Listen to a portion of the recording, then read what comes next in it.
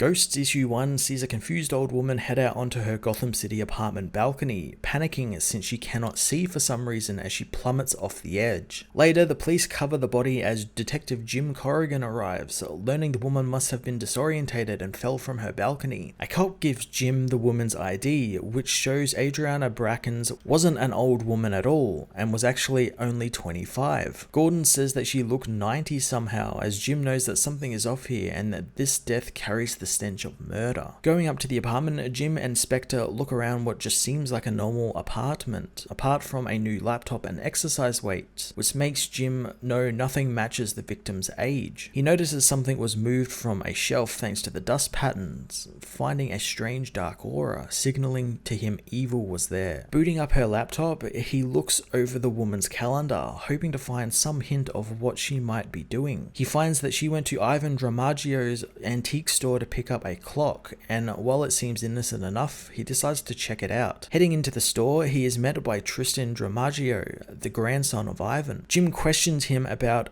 Adriana's appearance there for the clock, learning that she did indeed pick it up as it was a gift. Jim says that the clock wasn't in her apartment, and Tristan says that she returned it shortly after taking it, saying that it doesn't work. However, it works perfectly fine. Jim wants to take a look at it, so taking it back to his apartment, he knows it's infused with a strange power and doesn't keep proper time. Instead, it runs backwards. Suddenly, he feels a strange aura and learns when the clock runs backwards, he seems to be getting older. He realizes this is what the clock did to Adriana, knowing it steals the owner's life force. Transforming into the Spectre, he knows Dramaggio is the one to gain anything from this, and tonight he won't be a detective. He will subject Dramaggio to the wrath of the Spectre. Heading into the store, Spectre demands Dramaggio tell him how many years he has taken from people. The unseen man is honored to be hunted by the Spectre, as the being says that murderers who kill without regard will always garner his scrutiny. The young Dramaggio appears, knowing Spectre is Jim Corrigan,